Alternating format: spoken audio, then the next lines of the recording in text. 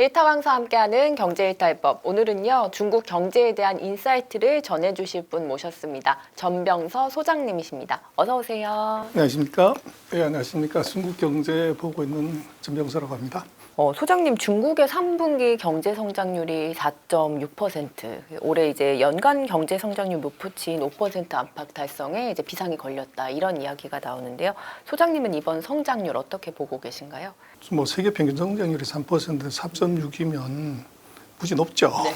근데 우리 뭐 2.6 그러는데, 근데 이제 약간 다른 것은 이제 중국의 GDP 성장률은 이건 고용 지표예요. 네. 그래서 이제 사회주의 국가의 GDP하고 우리가 다르게 봐야 되는 게 중국은 GDP 63%가 국유 기업이 하는 겁니다. 그래서 이익을 많이 내는 게 목적이 아니고 고용이 제일 중요한데 왜 5% 목표를 세웠냐 그러면 금년에 중국에서 대학 졸업하는 사람이 1180만 명 정도 됩니다. 근데 GDP 1%당 한 240만 정도 고용을 하는데요. 1200만 수용하려고 하면은 5% 해야 됩니다. 그래서 이제 5% 목표는 그렇게 잡은 것이고, 근데 그보다 더 중요한 것은 중국은 그 코로나 때 한번 빼놓고서는 정부가 자기네 입으로 경제성장 목표를 발표한 거를 달성 못한 적이 없어요. 그런데 금년에 5%인데 상반기에 5.0, 이게 3, 4분기에 4.6이 나오면 4, 4분기에 5.4를 해야 목표를 달성하는 거죠. 그래서 지금 중국 정부가 9월 달에 들어가지고 엄청난 경기 부양책을 내는 것은 이건 정부 신뢰 회복 프로그램이다. 아까도 말씀드렸지만 GDP 4.6이면 전 세계에서 인도 빼놓고는 가장 높은 성장률이에요. 그래서 그게 뭐 문제가 되냐 그게 아니고 이 국민들이 바라보는 정부에 대한 신뢰가 이제 엄청 떨어지는 것, 이걸 이제 호랑이보다 더 무서운 거죠. 그래서 9월 하순월에 보면 거의 A4 용지 3장 반에 해당되는 경기 부양책을 지금 낸 거죠. 경기 부양책 얘기를 해주셔서 중국이 안 그래도 9월 이후로 하나로 약 190조 원을 이제 투입하는 경기 부양책을 이제 발표했는데 중국에서 지금까지 나온 부양책 내용을 한번 정리를 해주신다면. 그래서 우리 약간 좀 봐야 되는 건요. 자꾸 이제 중국 돈에다가 우리 환율 곱해가지고 계산을 하는 거는요. 네. 우리는 뭐 대단하게 보이는데 그거 190으로 나눠서 봐야 됩니다. 그래서 이제 우리로 치면 1조 정도, 중국이 1조 정도를 푼다는 얘기인데 중국 GDP가 126조거든요. 그래서 거의 1%도 안 되는 돈 정도 간다고 봐야 되고, 이제 중국이 우리보다도 경제 규모가 10배나 크기 때문에 중국에 예를 들면 190조다 그러면 10으로 나눠야 됩니다. 19조를 이제 푼다 이렇게 봐야 될 것 같고, 경기 부양 패키지는 보면 뭐 거의 풀 패키지다. 그래서 최근 1년 동안에 중국이 여러 가지 경기 부양책을 내긴 했지만 그 내용이 이제 조각조각 부동산, 증시 뭐 이렇게 각각이 나오는데 이번에는 재정정책 플러스고 금리, 뭐 지준율 당연히 금융정책 같이 쓰고 또 특이하게 세분 업종으로 보면 증시 부양책 같이 냈습니다.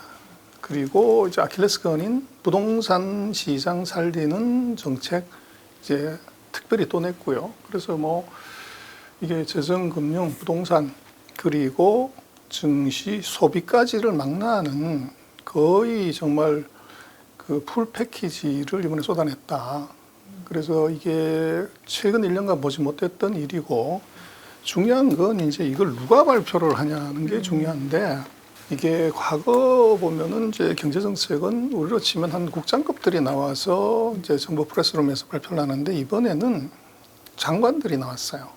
특별히 주목할 만한 것은 우리도 그렇지만 뭐 이창용 총재가 그 한국 총재가 나와서 증시 부양하겠다 이런 얘기하는 경우가 없는데 이번에 중국의 인민은행장이 직접 나와서 증시에 돈을 넣겠다는 얘기들을 했어요.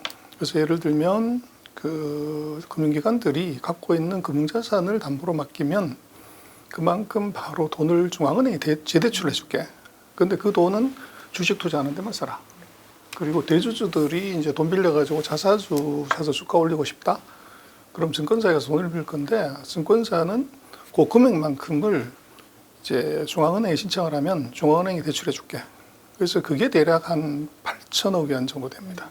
그래서 이제 중앙은행이 증시에 직접 개입했다.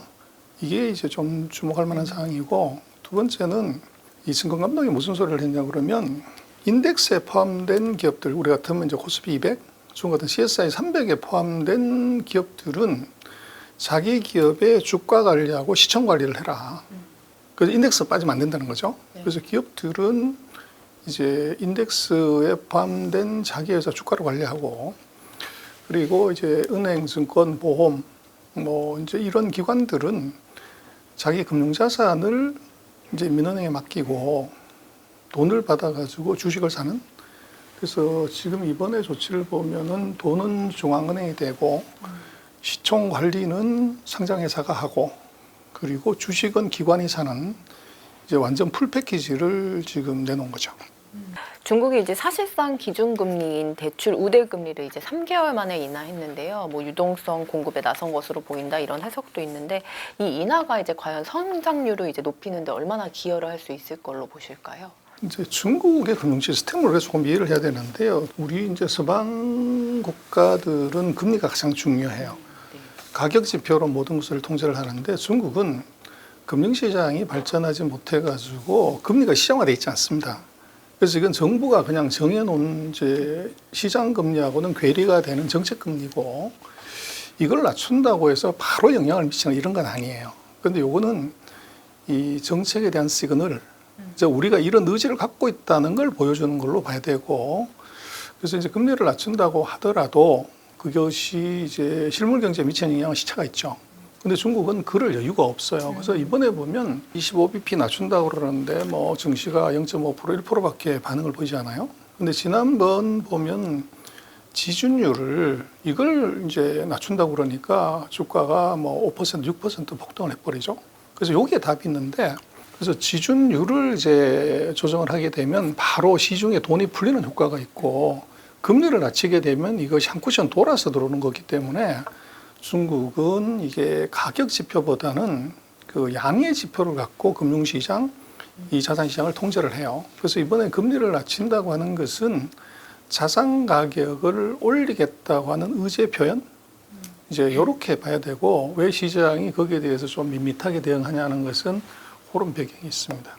중국 경기 부양책이 한국에 미칠 가장 큰 영향은 무엇으로 보세요? 그래서 우리가 뭐 그 사이 한 3년 동안에 그 안미경중 한다고 탈중국을 다 했죠. 그래서 우리 삼성 뭐 핸드폰 공장 다 뺐고, 현대차 자동차 공장 다 뺐고, 카페벤의 프랜차이즈 다 뺐고, 뭐 후니 무슨 뭐 이제 LG생건 뭐 설화수 다 뺐잖아요. 그래서 우리가 상대적으로 중국의 경기 회복에 탈중국을 해버려가지고 과거만큼 그 수혜를 못 봐요. 과거 같았으면 중국에 파는 물건의 90%가 중간재였는데 이게 좀 낮아져서 한 70%대로 떨어졌어요. 그래서 중국의 경기 중에서 부동산이 이게 이제 리커버를 하게 된다 그러면 우리가 이제 철강이나 건자재나 화학이나 이런 중간재들의 수요가 늘어날 수 있는 이제 이점이 있죠. 근데 그게 과거에 비해서는 훅 떨어졌다. 그러나 분명한 것은 얘들이 회복된다고 하는 것이 우리 경제는 무조건 플러스지 마이너스는 아니다. 일단은 관건은 중국이 부동산 경기를 이번 조치로 이게 회복을 시킬 수 있냐 없냐, 그게 우리한테 크게 영향을 미치는 것이, 이제 부동산 경기가 회복이 되면 일단 철강, 뭐 시멘트, 이게 건자재, 이게 수요가 늘고, 그게 조금 더 이제 가게 되면, 집이 완공이 되면 가구, 그리고 가전, 그리고 차도 사요. 집 사고 나면. 그래서 이게 줄줄이 사탕으로 대여섯 개 산업이 이게 리커버를 할 수 있기 때문에 거기에 들어가는 중간재를 우리가 계속 팔 수가 있는 거죠. 그래서 지금 뭐 여러 가지 조치가 있지만 우리로서는 중국의 부동산 경기의 회복이 어떤 형태로 이루어지냐를 좀 잘 봐야 될 것 같아요. 중국 증시가 이제 유동성 공급책 시행으로 이제 상승을 했다 이런 이야기가 있는데 일시적인 상승으로 보세요? 아니면 앞으로 쭉 좀 상승을 할 것으로 보세요? 돈 뿌리면 죽은 고양이도 튀어오르는 것이 이제 뭐 속성인데요. 이번에는 그 죽은 고양이한테 돈 뿌린 거라고 일단 봐야 되고, 근데 그 타이밍이 아주 좋은 게요. 그 3년 반 동안 중국은 주가가 하락을 했어요. 그래서 전 세계는 3년 반 동안 거의 모든 나라가 사상 최고치를 경신했는데 중국은 사상 최저치를 경신을 했고 지금 경기 바닥, 뭐 주가 바닥에 엄청난 그 경기 부양책을 이제 썼기 때문에 제가 볼 때는 이것이 저점을 확실하게 확인하고 이제 올라가는 반등하는 이제 계기를 만든 것 같아요. 그리고 아마도 중국은 뭐 사회주의 국가이기 때문에 숫자가 나올 때까지 부양책 계속 낼 겁니다. 그래서 그렇게 되면은 이제 주가가 더 이상 밑으로 가는 것이 아니라 이제 어느 속도로 이제 어디까지 올라갈 거냐 하는 문제고, 그래서 뭐 한 30% 주가가 올라갔다가 지금 한 8% 정도 떨어져 있는 상태인데, 뭐 지금 금년도 전 세계 시장으로 보면 무지 오른 거죠. 그러나 이게 3년 반 동안 떨어진 거를 감안을 하면 이번 반등은 아주 마이너한 정도예요. 그래서 뭘 봐야 되냐는 것은 오름폭을 보면 안 되고 밸류에이션을 봐야죠. 그래서 지금 3년 반 동안 주가가 빠졌기 때문에 중국 증시는 전 세계 주요 증시 중에서 가장 지금 저평가된 증시입니다. 그래서 특이한 것은 뭐 전 세계 IB들이 ABC, Anything but China. 그래서 중국 빼고는 다 투자해라. 그래서 중국만 세를 불렀다가 지금은 이제 또 다른 ABC가 All by China. 중국에 이제 투자를 해라고 하는 쪽으로 모든 투자 의견을 싹 다 바꿨어요. 그래서 그것은 이제 정부의 영향력에 대한 평가가 있을 수도 있고 주가의 밸류에이션이 너무 낮다. 그래서 이제 미국계 뭐 유럽계 IB들이 다 투자 의견을 바꾼 것, 그게 이제 한 뭐 증거다 이렇게 볼 수 있을 것 같아요. 안 그래도 골드만삭스도 중국 주식 지수가 앞으로 부양책을 더 시행하면 더 오를 거다. 뭐 15%에서 추가로 20%까지 상승할 거다. 이렇게 봤는데 소장님 한 그 정도로 오를 걸로 보세요? 근데 뭐 귀신도 모르는 게 주가고요. 뭐 골드만삭스, 모건스탠리 뭐 유명한 IB들이라고 얘기하지만 네. 그게 골드만삭스 전체의 합의를 본 게 아니라 중국을 담당하는 이제 애널리스트의 뷰죠. 그래서 이제 그거를 어떻게 신뢰하는 것은 투자가의 몫인데 분명한 것은 이제 전 세계 주가 중에 제일 싸다는 게 최고의 호재예요. 그다음에 이제 그 중국 같은 경우는 이게 정부의 입김이 뭐 전 세계에서 가장 세요. 근데 첫 번째는 보면 중국의 지금 최대 아킬레스건이 뭐냐 그런 부동산 가격의 하락인데 이번에 그 경기 부양책을 발표한 3일 뒤에 당세일 1번부터 24번이 참석하는 회의에서 그걸 정치국회의라고 그러는데 거기서 명확하게 얘기를 했어요. 부동산 가격이 더 이상 하락하지 않게끔 저지하겠다. 이거는 이제 뭐 정부가 수단과 방법을 가리지 않고 부동산 경기를 부양하겠다는 얘기예요. 그렇게 이제 가고 그 옆에 또 하나 있는 주식시장에서는 중앙은행이 돈을 갖다 붓는 거죠. 이게 이제 정부가 생각하는 타켓이 있을 것 같아요. 근데 그게 제가 볼 때는 서방세계가 생각하면 훨씬 높은데 그것이 이제 이렇게 짱대 주가를 가는 것이냐 아니면 이렇게 가는 것이냐. 중국 정부는 이걸 원하는 것이고 서방세계는 올라갈 때 화끈하게 올라가라. 이렇게 보는 것 같아요. 그래서 제가 볼 때는 뭐 지금 정도의 주가 수준에서 상승 여력은 충분히 있다. 그래서 상승 여력의 평가는 밸류에이션의 PR로 봐라. 그래서 PR이 세계 평균 정도 가든지 아니면 중국의 역사적인 평균 정도까지 갈 때까지는 고평가라고 얘기하기는 조금 어렵다 그렇게 보십니다. 경기 침체가 지속되다 보니까 중국의 8월 청년 실업률이 지난해 말 이후 최고치였다고 하더라고요. 이런 실업률이 중국 경제에 앞으로 미칠 영향은 어떻게 보고 계실까요? 그래서 이게 이제 우리가 조금 중국을 깊이 안 들여다봐서 그런데 우리는 뭐 중국의 청년 실업률이 사상 최고이기 때문에 중국 망했다. 저거 이제 이렇게 얘기를 하지만 중국의 청년 실업률은 두 가지를 봐야 됩니다. 첫 번째, 중국은 우리하고 다른 것이 9월 학기예요. 우리는 3월 학기지만. 그래서 중국이 작년에 실업률이 높아지니까 통계를 바꿨어요. 청년 실업률에 이제 16세부터 24세까지 사람들 다 집어넣었다가 대학교에 재학하고 있는 사람 숫자는 뺐어요. 그래서 다시 금년부터 통계를 했는데 이게 8월 달에 말씀하신 것처럼 18.5인가까지 이렇게 휙 최고치가 났어요. 근데 이거는 어떤 의미냐면 이 중국이 6월 달, 7월 달에 졸업을 해요. 우리가 이제 2월 달에 졸업하듯이. 근데 졸업을 하고 나서 얘들이 취업하는 데는 우리도 뭐 그 10월 달에 합격하고 취업은 그 다음에 1월 달, 2월 달 연수를 들어가잖아요. 네. 그러면 그 기간 동안은 이게 실업자리 잡히는 거죠. 그래서 7월 달, 8월 달에 그 청년 실업률은 무조건 높아지게 돼 있습니다. 그래서 9월 달부터는 이게 밑으로 떨어지게 되는데 9월 달 통계가 어젠가인가 나왔는데 17.5로 나왔어요. 네. 그럼 요것은 이제 8월 달보다가 맞아요. 한 1%포인트 떨어지는데 아마도 10월, 11월, 12월은 계속 떨어질 겁니다. 그래서 그렇게 봐야 되고 중국이 이제 청년 실업률이 심각한 건 맞아요. 근데 이걸 좀 다르게 봐야 되는 관점 하나는 전체 실업률. 그러니까 16세부터 이제 59세까지의 전체 실업률은 9월 달에 5.1로 떨어졌어요. 그래서 청년 실업률은 18%인데 이게 전체 실업률은 5%라는 거 어떻게 해석해야 되냐? 두 가지를 보면 되는데 하나는 기업들이 신입사원 안 뽑았다는 얘기입니다. 대신 경력사원을 많이 채용을 했다는 거죠. 그래서 코로나 3년 동안에 뭐 중국이 실업자가 워낙 많았으니까 또 지금은 이제 경기가 풀려가지고 수출도 되고 이러니까 공장을 빨리 돌려야 되는 거죠. 그런데 그때 신입사원 뽑아가지고 3개월, 6개월 훈련시켜서 할 시간이 없다는 겁니다. 그래서 기존에 있었던 유휴 그 경력사원을 대거 뽑았다. 이렇게 봐야 되고 하나 또 생각을 해봐야 되는 것은 이게 자발적 실업이냐 아니면은 이제 어쩔 수 없이 실업하는 거냐를 놓고 보면 중국의 청년 실업률은 우리도 똑같지만 좀 자발적인 실업의 숫자가 있어요. 그게 뭐냐면 지금 중국의 MZ들은 우리 MZ하고 똑같아요. 그래서 우리는 이제 애를 2명 나니까 그런데 중국은 애를 1명밖에 안 낳는단 말이에요. 근데 중국의 인당 소득이 13,000달러면 애기한테 쏟는 자본 집약도를 보면 곱하기 1을 해야 되는 거죠. 우리는 2명이 나눠서 하니까. 그러면 26,000달러 소득이라고 보면 돼요. 우리가 33,000달러니까 애들한테 투자하는 것이 우리하고 똑같다고 봐야 되는데 중국의 MZ들이 가장 선호하는 직장이 예전 같았으면 공무원, 그 다음번에가 이제 하웨이 같은 이제 테크 기업. 그러다가 지금은 중국도 우리하고 똑같이 이 플랫폼 기업, 알리바바나 텐센트나 징동이나 핀도도 같은 이게 이제 가장 선호하는 직장인데 중국 정부가 헛발질을 해서 최근 4년 동안에 플랫폼 기업들을 계속 제재를 했어요. 그러다 보니까 사람 뽑는 게 아니라 오히려 구조정에 잘라버린 거죠. 그래서 이제 직장을 선택할 수 있는 기회가 박탈되면서 나 그런데 나오면 시집가고 안 하면 안 해?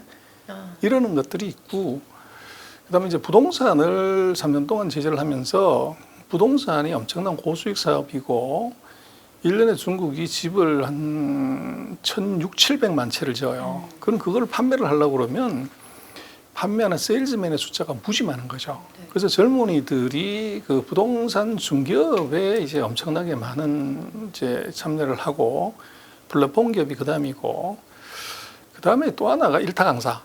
우리도 보면 뭐 강남역 사거리, 대치동 사거리가 그렇게 북적거리는 가장 큰 이유가 그게 유명한 학원이 있잖아요. 우리가 1년에 한 60만 정도가 이제 대학생인데 중국은 아까 말씀을 드린 1년에 1,200만 명이에요. 그럼 거기에 이제 대학 들어가려고 그 재수하는 애들까지 합치면 이제 기천만 명이 가외를 받아야 되는 거죠. 그러니까 가외 시장이 무지막지하게 큽니다. 그래서 나스닥에 상장된 교육업체 중에 제일 큰 게 신동방이라고 중국 회사입니다. 그래서 이제 MZ 세대들의 그 선호 직장이 부동산 중개업, 플랫폼 기업, 교육업 이런 건데 이게 내리 3년 동안 사람을 한 명도 안 뽑은 거죠. 그러다 보니까 이 사람들의 입장에서는 이게 취직을 굳이 뭐 해야 돼? 또 이제 그게 약간 다른 점이 뭐가 있냐면 중국은 최근 40년 동안 산하 제한을 했어요. 아기를 한 명밖에 안 낳았어요. 그러다 보니 지금 중국의 MZ들은 할아버지, 할머니, 외할아버지, 할머니, 엄마, 아빠 6명의 어른들이 이제 손자한테, 손녀한테, 아들, 딸한테 뭐 나 죽어도 회사 가기 싫어요. 저런 회사 일하기 싫어요. 그러면 뭐 그러면 더 공부해봐라. 그래서 카드를 주니까 얘들이 펑펑 그냥 쓰는 거죠. 그래서 얘들의 이제 생각은 또 하나가 있는 것이 그 6명의 어르신들이 다 집이 있단 말이에요.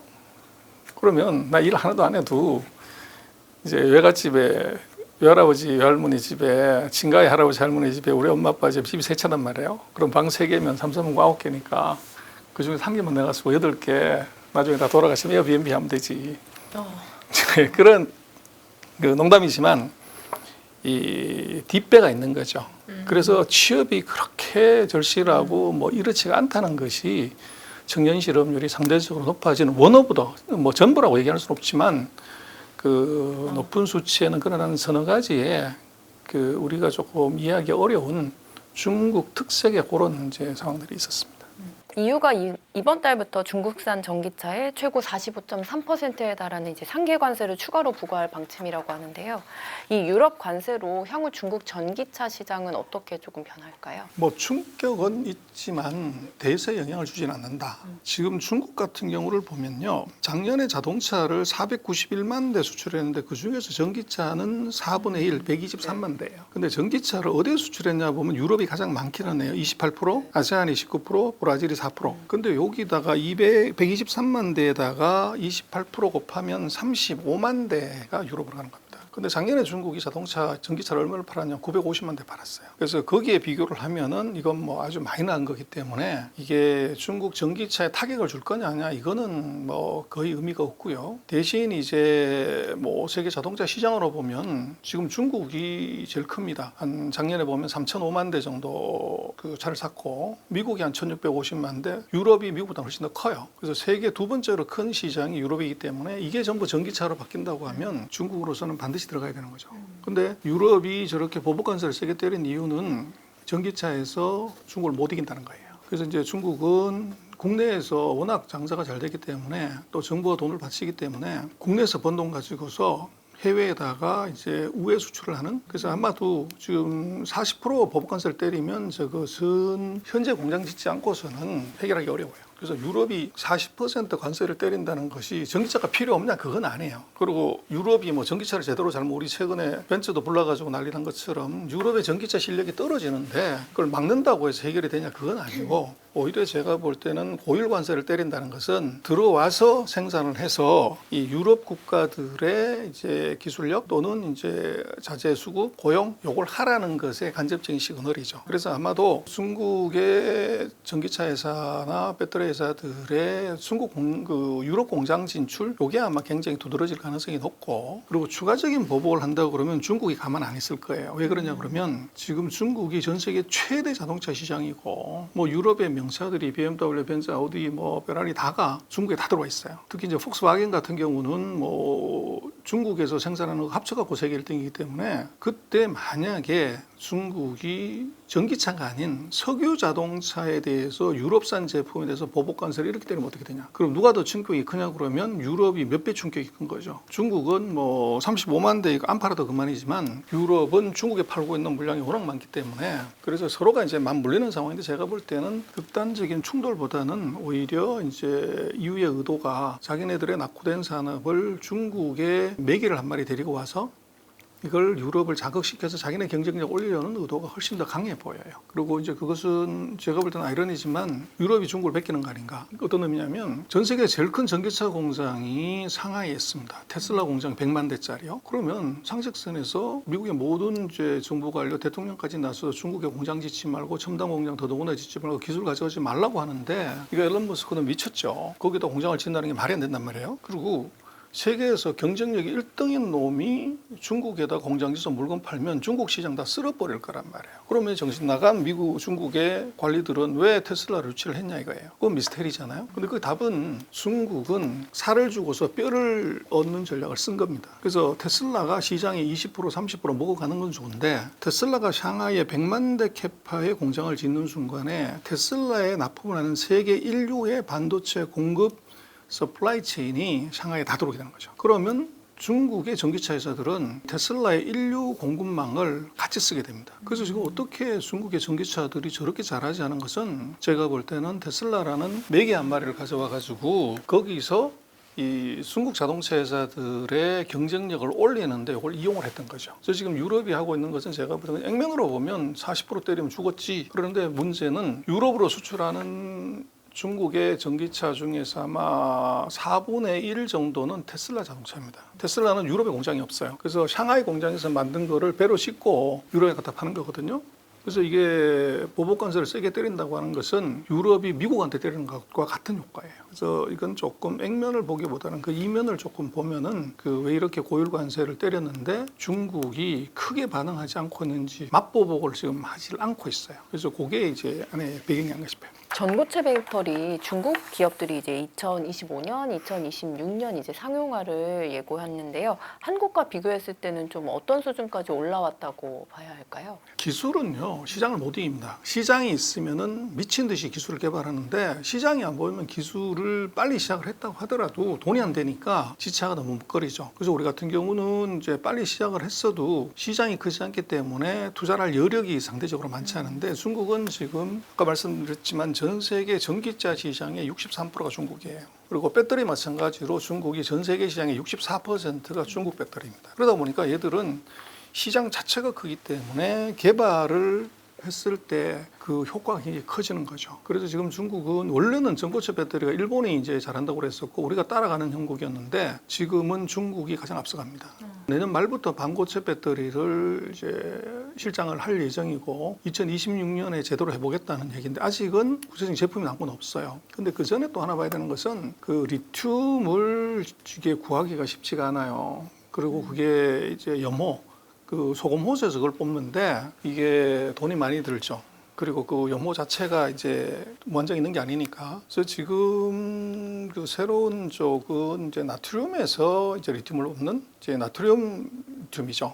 그래서 소금에서 바닷물에서 리튬을 뽑아내는 기술 이거를 이제 바닷물이 워낙 많으니까 물론 그 효율은 굉장히 떨어지지만 그것에서 가장 앞서가는 나라가 지금 중국이에요. 그래서 그것도 제가 볼 때는 어떻게 중국이 그걸 할 수 있냐 하는 것은 시장이 크기 때문에 이게 그러고 그 사이에 전기차를 전 세계 60%를 팔았으니까 그 사이 돈을 번 거죠. 그래서 투자 여력이 있고 시장이 보이기 때문에 과감한 투자, 센 투자를 이제 할 수가 있고 거기에 플러스해서 정부가 강하게 푸시해주고 지원해주고 보조금 주기 때문에 그렇습니다. 그런 측면에서 보면 우리하고의 이제 정책의 차이, 시장의 차이 뭐 이런 것들이 기술의 격차를 자꾸 벌리게 되는 이제 그런 현상이 나타나게 되는 거죠. 중국 이제 메모리 업계가 한국과의 기술 격차를 이제 좁혀오고 있는데 중국 반도체 분위기 어떻게 보고 계신가요? 분위기 무지 나빴었어요. 그래서 미국이 제재를 그 반도체 장비를 공급하지 마라, 기술 당연히 주지 마라, 장비에 대한 AS 다시 말라고 그래가지고 중국이 아주 뭐 죽을 맛이었죠. 2021년에 제재가 들어가지고 2022년, 2023년 하반기까지 반도체 생산량이 줄어들어요. 그래서 중국은 뭐 공장을 계속 짓기 때문에 생산량이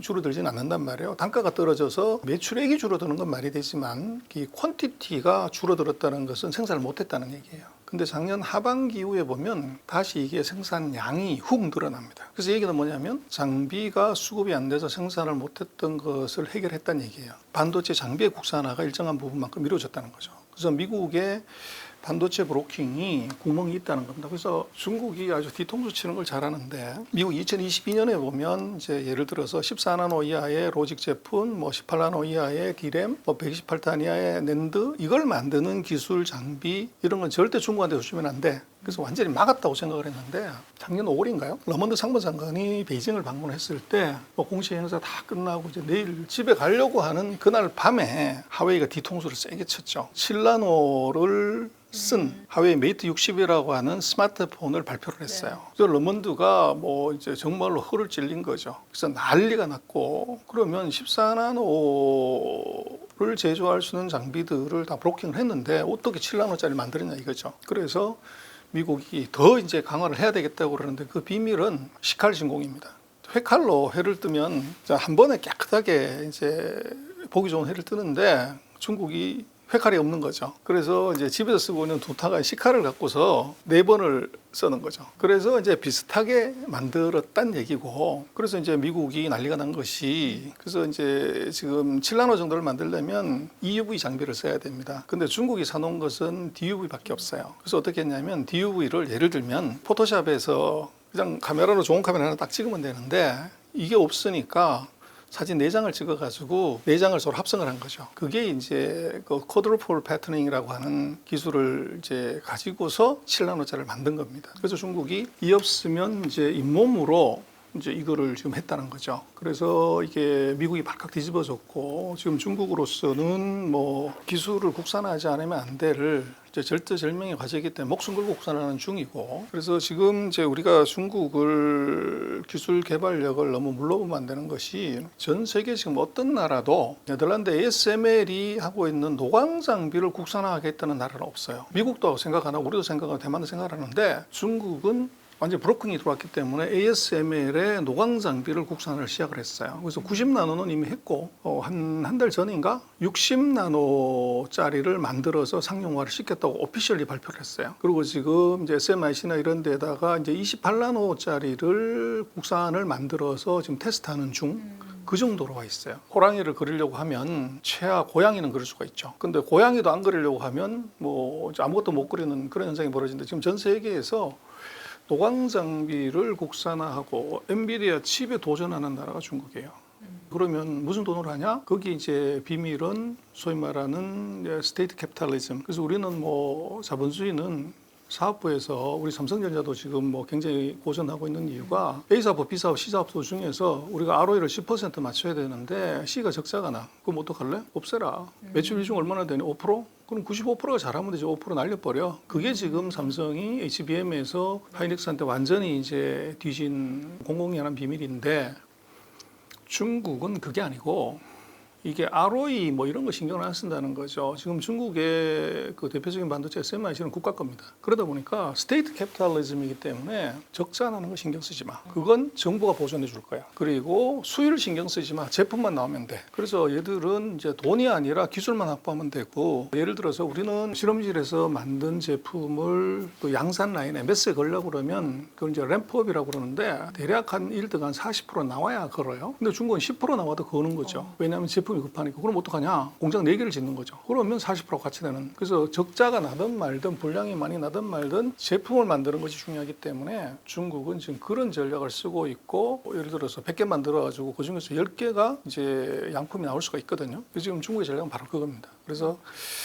그 아이러니하게도 미국이 제재를 하면 중국이 포기하고 이제 손을 들어야 되는데 이게 제재 역설? 제재를 했더니 감히 중국이 반도체 장비를 국산화하고 첨단 반도체를 할 생각도 안 하다가 이거를 이제 목숨 걸고 덤벼드는 거죠. 그럼 그럼 누가 피해를 보냐 그러면 그 피해자는 아이러니하게도 한국이에요. 금년 상반기에 세계 5대 반도체 장비 회사의 대중국 매출 비중을 보면 다 사상 최대입니다. 그래서 왜 그러냐를 봤더니만 지금 전 세계에서 짓고 있는 반도체 공장이 42개인데 그 중에서 22개인가가 중국에서 짓고 있어요. 근데 거기에 들어가는 장비를 이제 다 공급해가지고 미국, 네덜란드, 일본 장비 회사들이 다 떼돈을 벌고 있는데 우리만 못 벌고 있어요. 이유는 중국이 반도체 장비 국산화를 하는데 목숨 걸고 하다 보니까 미국이나 네덜란드나 일본의 최정상급 장비는 국산화를 못 하는데 우리처럼 그보다 급이 떨어지는 2류, 3류 장비는 국산을 하고 있다는 거죠. 그러니까 한국 거는 이제 쓸 이유가 없어지는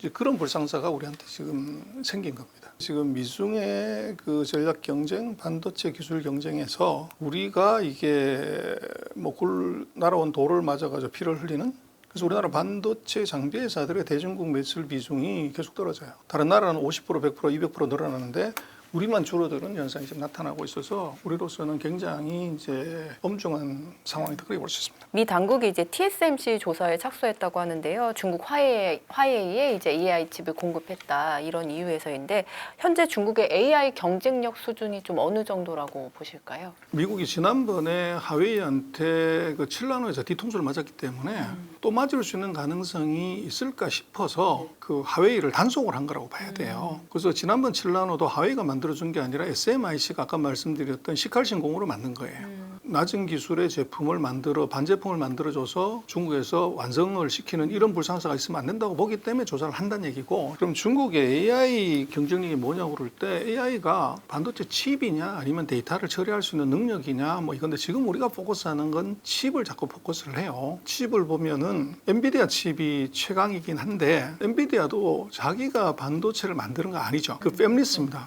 엔비디아는 그냥 디자인만 하는 것이고 그것을 만들어주는 게 TSMC입니다. 그래서 지금 중국을 보면 반도체 설계하는 기술은 엔비디아보다 그렇게 뒤지지 않아요. 그래서 중국은 반도체 설계하는 회사가 한 3,400개 가까이 됩니다. 우리는 뭐 150개, 200개 그러는데 게임이 안 될 정도로 많고 미중 제재를 하기 전에 그 2019년 그때 보면 전 세계 탑 10 그 팹리스 디자인 하우스 중에서 하웨이의 하이실리콘이라는 회사가 6등인가 7등인가 했어요. 이미 그때 탑10 안에 들어갔고 우리는 전혀 랭킹 안에 든 게 없고 작년에도 보면 윌 세미컨덕터라고 하는 회사가 웨얼구폰이라는 회사가 전 세계 탑10 패밀리스 안에 들어갔어요. 그럴 정도로 중국의 그 설계 능력은 뛰어난데 설계를 했다고 해서 이게 레시피가 좋다고 그래가지고 이거 빵을 만들 수는 없잖아요. 빵을 구워주는 이제 베이커리가 있어야 되는데 중국은 그게 없습니다. 그래서 지금 디자인 능력에서는 뭐 미국에 비해서 크게 뒤졌다 이렇게 보기는 어렵고 반대로 아킬레스건인 그걸 레시피는 좋은데 빵을 구워줄 수 있는 베이커리가 없는 것이 이제 문제입니다. 그래서 중국은 거기서 지금 뒤지고 있고 근데 중국이 그럼 AI를 안 하냐 그러는데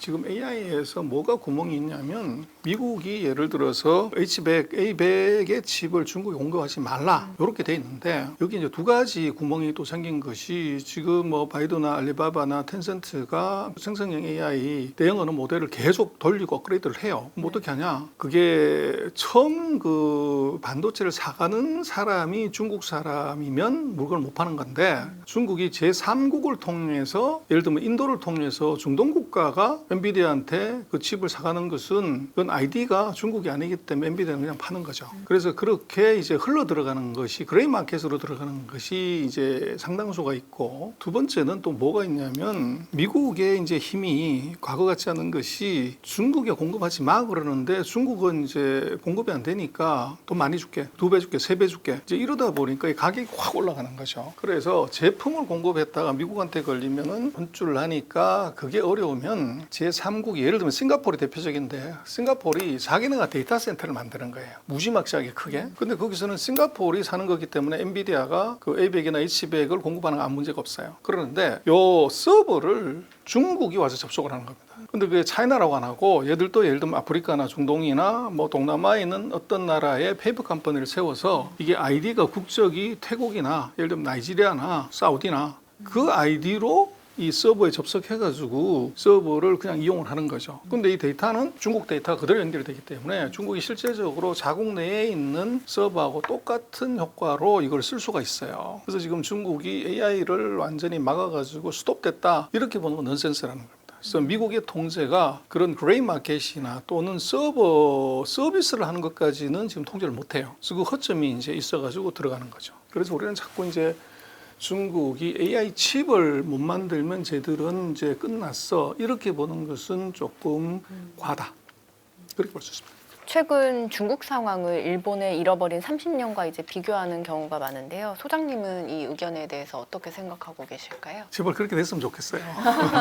근데 문제는 우리가 이제 중국이 성장률이 높으면 버블이라고 그러고 성장률이 낮으면 이제 위기라고 그런 식으로 계속 얘기를 하는 건 좀 과해요. 그래서 냉정하게 봐야지. 근데 생각을 해보시면 중국이 금년같이 이렇게 어렵다고 하는데도 5%예요. 근데 세상 천지에 5% 성장하는 나라가 이게 망했다? 이러는 거는 대단히 어렵죠. 미국 2%, 작년에 우리는 1% 성장했는데 일본은 0%고 유럽도 1% 성장하는 나라가 별로 없단 말이에요. 그러면 이거 5% 성장하는 나라가 일본하고 같이 간다? 그거는 조금 과장이 심하고 그래서 이제 중국은 제가 볼 때는 망할 이유도 100가지가 있고 흥할 이유도 100가지가 있어요. 근데 지금 중국이 믿기 때문에 저거를 이제 망할 이유 쪽에만 포커스해서 계속 얘기를 하는 거죠. 근데 밸런스가 맞지 않는다는 겁니다. 그래서 일본하고 이제 비교해서 30년 얘기를 하는데 5.5% 성장하다가 5% 4.6으로 떨어졌는데 일본하고 같이 간다고 그러면 그럼 이거 한국은 어떻게 되냐?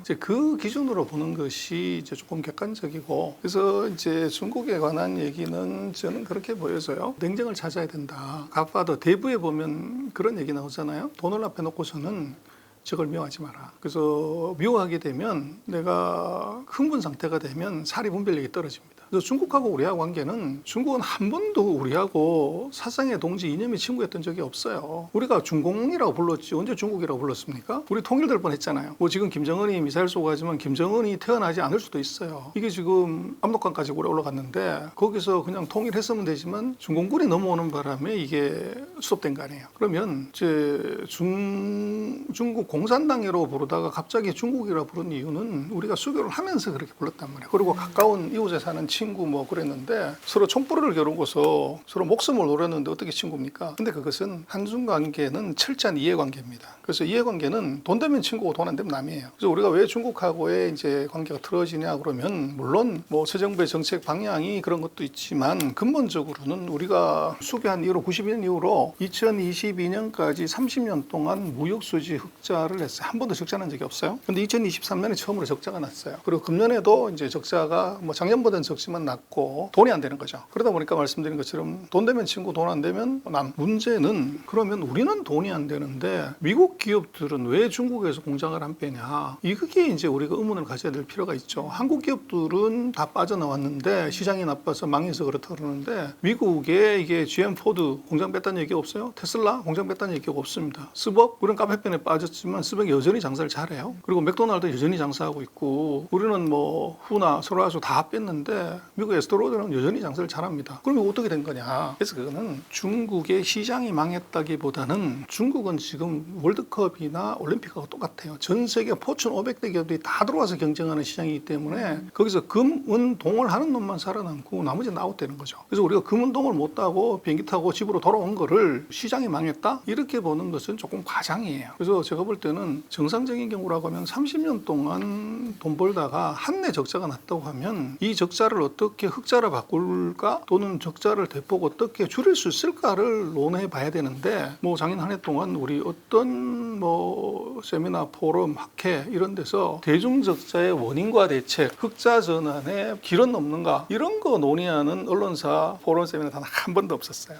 그래서 우리가 너무 이제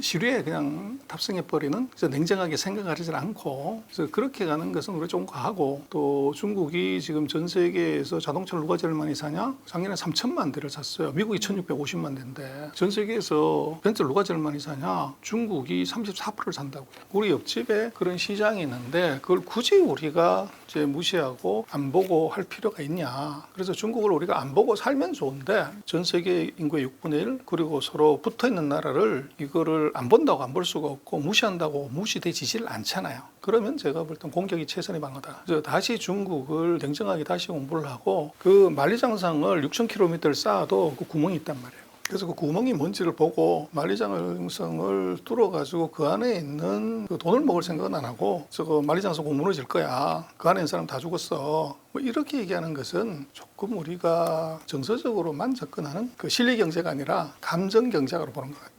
그래서 중국은 제가 볼 때 조금 이성적으로 보고 우리 기준으로 보지 말고 서로 전쟁하고 있는 미국 기업 기준으로 보는 것이 오히려 정확하다. 그렇게 생각이 됩니다.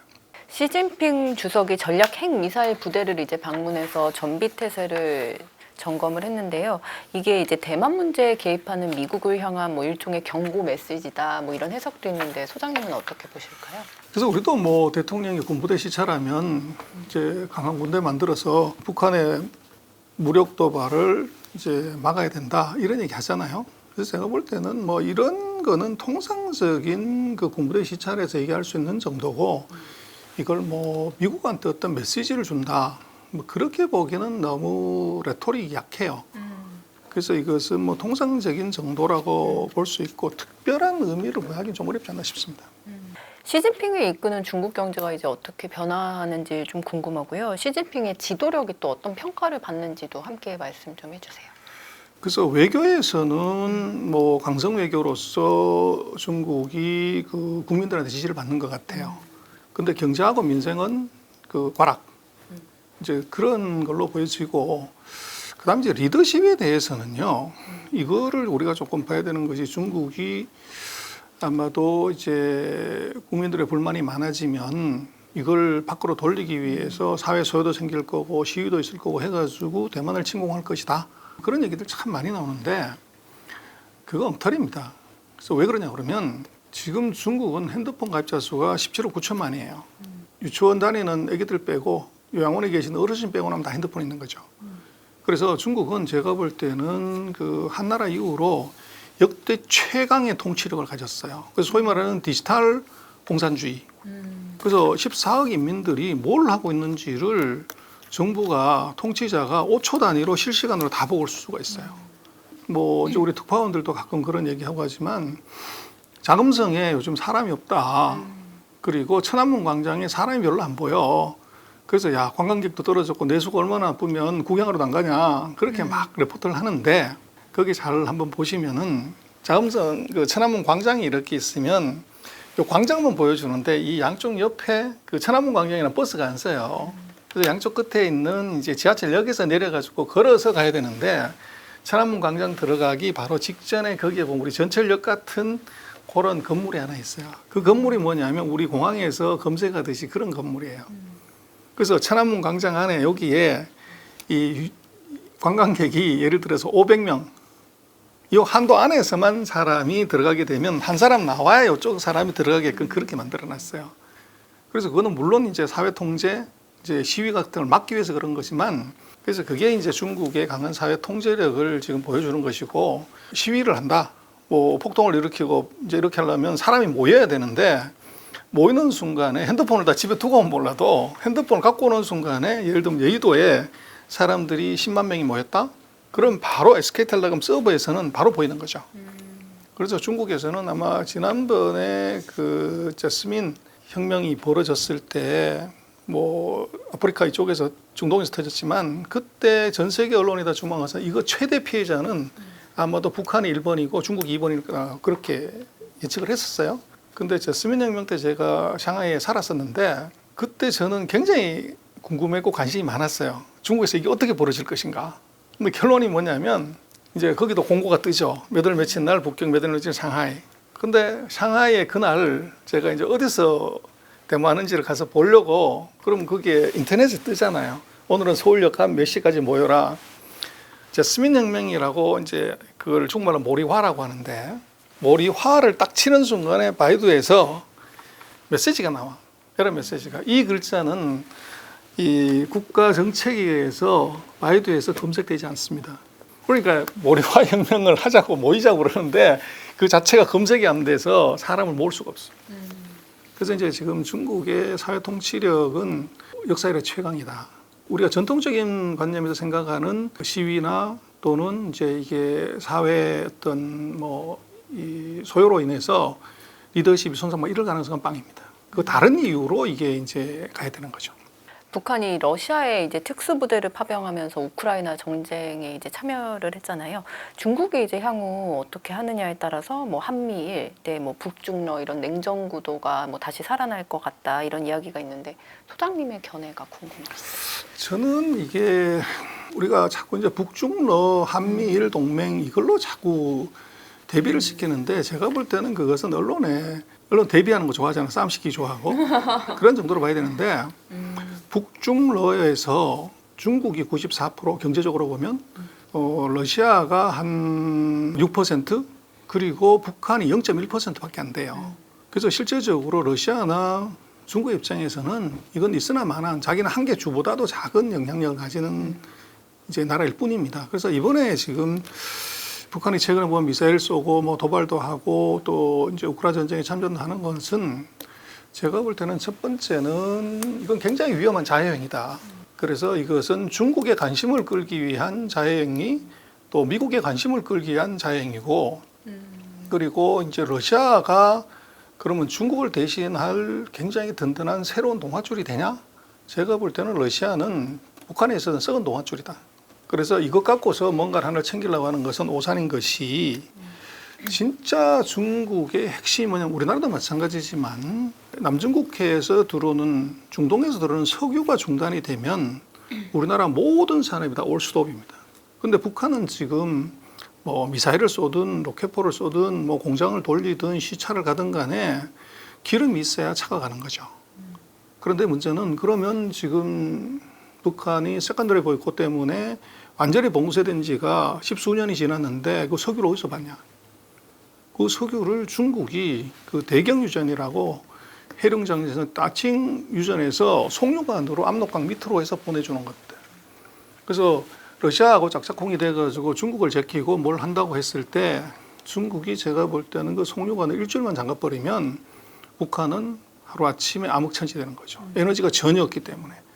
그래서 지금 이제 그 북한이 러시아하고 해서 우크라이나 전쟁에 참전하고 하는 것은 제가 볼 때는 굉장히 전략적인 보석이 있는 것이 중국이 돈을 잘 안 준단 말이에요. 원조를 예전처럼 안 주기 때문에 러시아를 통해서 원조를 받는 것이 이제 있을 수가 있고 더 중요한 것은 그 미국에 대한 존재감을 보이려고 그러는 것 같아요. 그래서 북한의 문제는 그것은 미국이 북한에 얼마만한 관심을 갖냐에 따라서 중국도 그만큼 관심을 갖는 것이지 미국이 관심이 없으면 중국도 관심이 없어요. 그래서 트럼프가 당선되면서 뭐 김정은을 친구니 뭐 이렇게 얘기를 하는 바람에 이게 위상이 올라갔고 그러다 보니까 이제 중국이 김정은을 대접을 한 거고 바이든이 집권하고 나서 북한을 완전히 무시하는 상태로 가니까 중국도 무시하는 상태로 온 거죠. 그렇다고 그러면 지금 이제 선거판에 왔을 때는 뭔가 존재감을 부각시킬 절대적인 필요성이 하나 있고 근데 그 존재감을 부각시키는 것이 지금 미국하고 다이렉트로 붙는 것은 뭐 말도 안 되는 거니까 아주 좋은 기회가 우러 전쟁인 거죠. 그래서 거기다가 이제 발을 담근 건데 그것은 정말로 이제 목을 내놓고 하는 굉장한 이제 리스크를 뭐 한국도 절대 가만히 있을 수가 없고 정말 그렇다고 하면은 미국도 가만히 있을 수가 없고 또 중국마저도 저게 만약에 이제 일이 커지게 되면 여러 가지 이제 불리한 점이 생기잖아요.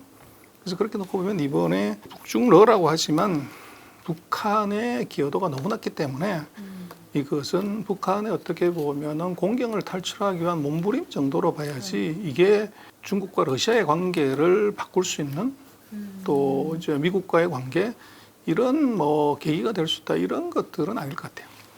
트럼프가 이제 만약 중국이 대만을 침공하면 중국에 200%가량의 추가 관세를 이제 부과하겠다 이렇게 얘기했는데요. 트럼프가 당선하면 향후 중국과의 외교 관계는 좀 어떻게 변화하게 될까요? 그렇죠. 뭐 트럼프가 당선되면은 무역 전쟁의 재점화가 이루어질 수 있죠. 근데 문제는 이 선거를 하는 정치인들의 말은 선거 전후가 같지 않습니다. 우리도 경험하지만 그래서 지금 트럼프가 얘기하는 것들은 제가 볼 땐 철저하게 자기한테 표를 주는 사람들, 이 사람들의 표심 잡기를 위한 공약이지 정말 칼을 잡았을 때도 그렇게 할래. 정말로 이제 전 세계 20% 관세 때리고 100% 중국한테 때리고 이러면 전 세계가 뭐 완전 혼란의 도가니로 빠지는데 근데 그때 가면 또 하는 얘기가 있죠. 이게 상황이 바뀌었다. 이렇게 이제 할 수도 있고 지금 트럼프가 되면 무역 전쟁을 다시 시작은 하긴 하겠지만 제가 볼 때는 그걸 갖고서 중국을 자초시킬 수 있으면 좋은데 자초시키기가 어려워요. 중국에 이제 미국이 제재를 하겠다고 하는 전기차, 태양전지, 철강, 배터리, 광물, 항공 크레인, 반도체, 흑연, 뭐 의료용 장갑 뭐 이런 것들이 이 미국이 생산하는 것이 0%에서 끼케야 13%예요. 근데 중국이 생산하는 것은 35%에서 92%를 생산을 해요. 그래서 규제를 해가지고 미국이 그걸 대체품을 만들 수 있으면 좋은데 만들 수가 없는 구조예요. 그래서 이것은 굉장히 이제 어떻게 보면 그 중국 때리기라고 하는 이 시그널을 줌으로 인해서 표심을 잡는데 굉장히 유효한 전략이다. 근데 그것이 이제 액면으로 그대로 갈 거냐 하는 것은 제가 볼 때는 아마 되고 나면 좀 달라지는데 그렇다고 해서 트럼프가 안 할 거냐는 아니고 제가 볼 때는 트럼프는 반대로 무역으로 시비를 걸고 지금 바이든이 해놓은 기술로 목을 조르고 그 다음번에 중요한 게 뭐냐면 중국에서부터 돈을 털어가는 겁니다. 그래서 아마 제가 볼 때는 트럼프의 재집권에 지금은 입도 뻥긋 안 하고 있지만 아마도 히든 카드는 이 무역 뭐 어쩌고저쩌고 한다는 것을 안 한다고 하더라도 미국이 익스큐즈 할 수 있는 것은 금융입니다. 그래서 금융시장 개방을 요구를 하는 거죠. 그래서 미국이 이제 중국한테 그렇게 할 수 있는 것은 무역 제재 좀 낮춰줄게, 기술 제재 좀 낮춰줄게, 대신 금융시장 열어라. 그럼 거기서 이제 돈을 털어가는 거죠. 그래서 뭐 금융은 누가 뭐라고 해도 전 세계에서 미국이 압도적인 일이고 또 중국 입장에서는 지금 외자가 안 들어오고 있고 또 부채 구조가 굉장히 나쁘기 때문에 이것을 전환시켜야 될 국면에서는 이 금융시장을 열어가지고 예를 들면 이게 메기를 한 마리 갖고 들어와서 지난번 테슬라처럼 이것이 중국의 금융체제를 바꿀 수 있다고 그러면 해볼 만한 일이거든요. 그래서 제가 볼 때는 트럼프의 그 지금 떠들고 있는 그런 이제 무지막지한 정책은 표심 잡기 정책이고 내심 숨어 있는 정책은 당선되고 나올 것이다. 그것은 저는 금융일 가능성이 대단히 높아 보인다. 중국이 트럼프보다는 해리스의 당선을 뭐 선호한다 이런 보도가 있었는데 이 부분에 대해서는 소장님 어떻게 생각하실까요? 대부분 언론에서 그렇게 얘기를 하죠. 그래서 뭐 변하지 않는 것이 좋다. 근데 저는 반대로 봅니다. 중국은 트럼프가 좋다. 내심. 그 대신 이제 얘기를 안 하는 건데 이유는 뭐냐면 그 트럼프는 2년짜리 대통령이 될 가능성이 높아요. 무슨 말이냐면 미국은 그 대통령 임기가 4년 임기에 한 번 연임할 수도 이렇게 돼 있어요. 그래서 트럼프는 이미 4년 한 번 했기 때문에 4년밖에 안 남았는데 미국은 그 상하원 제도가 있고 2년마다 중간 선거를 하죠. 재미난 것은 미국이 보면 우리도 그렇습니다만 지금 국회가 그 여소야대가 되면서 행정부가 지금 할 수 있는 게 거의 없어요. 다 반대하니까. 근데 미국도 마찬가지로 상하원이 서로 이제 반대로 가버리면 통과되는 게 없어요. 그래서 미국 국민들의 집단지성이 대단한 게 반드시 이 상하원을 여당한테 몰아줘요. 근데 2년 중간선거 할 때가 되면 상원이든 하원이든 둘 중에 하나는 반드시 야당한테 줍니다. 그렇게 되면 트럼프가 2년 집권하고 나서 3년차가 됐을 때 중간선거에서 상하 양원 중에 하나가 이제 민주당으로 가버리면 그때부터는 트럼프가 할 수 있는 게 거의 없죠. 그래서 중국의 입장에서는 이게 트럼프가 되는 것이 이게 정책의 일관성에서도 이제 유리한 것이 지금 만약에 트럼프가 되면 바이든이 하는 정책 다 뒤집어 버린다는 거거든요. 그럼 상대적으로 중국으로서는 숨을 쉴 수 있는 룸이 있고 그리고 2년 뒤에 식물 대통령이 됐을 때 그 중국의 운영 공간이 커져요. 그리고 세 번째로 중요한 것은 뭐냐 그러면 정치적인 이유인데 미국의 트럼프 같은 이제 호랑이 같은 강성 지도자가 공격을 하게 되면 중국도 강하게 나가야 돼요. 그러면 이제 중국의 강성 지도자가 누가 있냐? 그건 뭐 답정 너죠.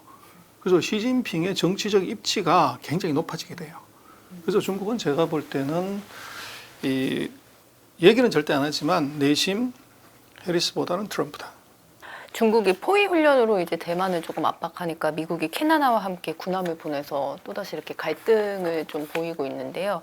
대만을 둘러싼 중국과의 이제 이해관계도 복잡한데 또 중국도 미국 간의 갈등이 좀 있잖아요. 중국과 미국 간의 갈등 상황 좀 어떻게 보고 계실까요? 그래서 둘 다 제가 볼 때는 대만을 봉으로 쓰는 거죠. 그래서 미국은 왜 대만 얘기를 자꾸 하냐? 그리고 대만에 중국이 언제 공격한다. 2027년, 뭐 30년, 35년 계속 얘기를 해서 불안감을 조성시키는데 그래서 서방 세계 입장에서는 미국이 그렇게 얘기를 하니까 중국이 곧 대만을 공격할 것처럼 그렇게 오인을 하게 돼요. 그리고 지금 방금 말씀하셨지만 이게 중국이 심심하면 대만의 6군데 지역을 포사격을 해요. 그래서 우리 같으면 휴전선에서 제주도까지 포가 날아오는 거죠. 그래서 대만이 굉장히 공포를 끼게 되는데 뭐 지역도 오래 있으면은 그게 익숙해져 버리면 무섭지 않다는 거 아닙니까? 대만도 그렇게 처음 포가 날아왔을 때는 쫄았지만 이제는 뭐 포가 날아오는 게 5개월마다 한 번씩 날아오니까 뭐 별로 신경을 안 써요. 근데 이게 무슨 의미냐면 미국은 대만을 통해 가지고 이게 우리가 뭐 예를 들면 일본이 우리한테 하는 거 보면 뭐 심심하면 독도 문제를 꺼내 들고 나와요. 그게 언제냐면 선거 있을 때 정치가 있어. 그럼 우리는 절대 가만 못 있잖아요. 그렇듯이 대만 문제를 들고 나오면 중국이 발을 해서 덤벼들게 돼요. 그래서 이제 정치적인 이득이 하나 있고 두 번째로는 대만 문제를 자극을 하게 되면 중국은 내 땅이라고 포사격을 해요. 그럼 대만은 이게 이제 불안하니까 무기를 삽니다. 그래서 미국은 중국을 자극하고 대만으로부터는 무기를 팔아먹어가지고 일거양득 도랑치고 가지를 잡는 전략이 있어요. 그래서 대만 얘기를 자꾸 하는 것이고 반대로 이제 중국은 그럼 대만을 공격할래? 이것도 이제 생각을 해보면 두 가지가 있는 것이 공격을 하려고 하면 수비하는 놈의 전력의 3배가 돼야 돼요. 근데 지금 그 79년에 미국하고 수교하면서 그래서 미국이 정말 저 대단한 나라고 미래를 준비하는 나라인 것이 그때 뭔가를 만들었냐면 미국 국내법으로 대만관계법이라는 법을 하나 만들었어요. 거기에 뭐라고 되어 있냐면 굉장히 완곡하게 되어 있는데 중국 본토가 대만을 무력으로 공격할 때는 이것을 원상으로 돌리는 노력을 한다 이렇게 돼 있어요. 직접 개입 조항이죠. 중국이 공격하게 되면 미국이 바로 개입하게 돼 있단 말이에요. 그러면 중국이 대만을 공격한다는 것은 미국을 공격한다는 것과 똑같은 것이고 그러면은 이것은 전면전을 감수를 해야 되는데 객관적으로 보더라도 지금 중국의 군사력이 미국의 뭐 잘해야 50% 평균 최소 30%예요. 3배가 돼야 이길 수가 있는데 3분의 1은 1되는 전력으로 붙는다는 것은 자살행위죠. 근데 중국은 손자병법을 지도자들은 다 공부를 해요. 손자병법이 써놨잖아요. 이기지 못한 싸움 하지 말라고. 근데 싸움을 할 거냐?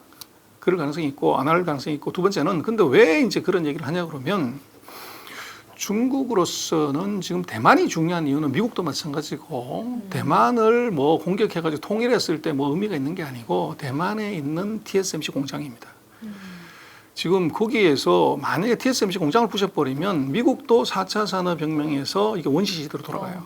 그리고 거꾸로 생각을 하면 중국은 이 TSMC 공장을 안 부시고 날로 먹으면 미국을 바로 뛰어넘는 4차 산업혁명의 획기적인 도약을 할 수 있어요.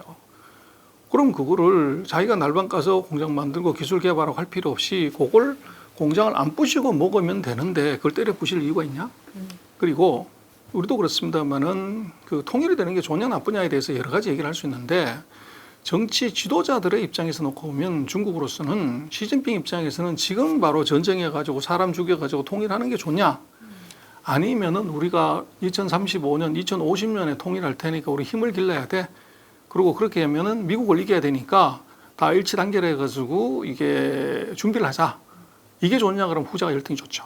그래서 대만을 공격해서 폭격하는 것보다도 대만에 대한 전쟁의 가능성을 계속적으로 열어놓는 것이 지도자의 정치적 입지, 국가를 관리하는데 월등히 더 유리해요. 근데 그렇게 놓고 보면 미국도 중국도 서로 붙어가지고 이제 치고받아 승부를 내자고 하는 쪽이 둘 다 아니에요. 계속적으로 이제 입으로 싸움을 하는데, 거기에 결국 그런 말이 있죠. 원숭이 길들이려고 닭을 잡아 피를 보여준다고. 미중에 서로 싸우는데 상대한테 대한 의사표시, 의견 표시를 이거를 직접적으로 못하니까 가운데 낀 놈을 이제 쓰는 거죠. 그래서 사드 때는 우리가 닭이 됐고 지금은 대만이 닭입니다. 그래서 이게 이제 어떻게 보면 양국의 그런 이해관계가 단순히 군사적인 문제, 이게 아니라 경제적인 문제, 정치적인 문제 같이 있기 때문에 이것은 미국이 얘기하는 대만 문제도 액면으로 보면 안 되고, 중국이 얘기하는 것도, 중국이 통일하겠다 하는 것도 우리도 그렇죠. 뭐 우리도 그 대통령이 바뀔 때마다 남북 통일 얘기를 하잖아요. 근데 시진핑이 얘기하는 것은 그런 정도로 이해를 해야지, 저게 바로 이제 미사일 날리고 대포 쏘가지고 대만을 통일하는 것이다. 이제 우리 언론은 그렇게 자꾸 해석을 하는데, 아까 말씀드린 그런 저간의 사정을 생각을 해보면 그럴 가능성이 대단히 낮다.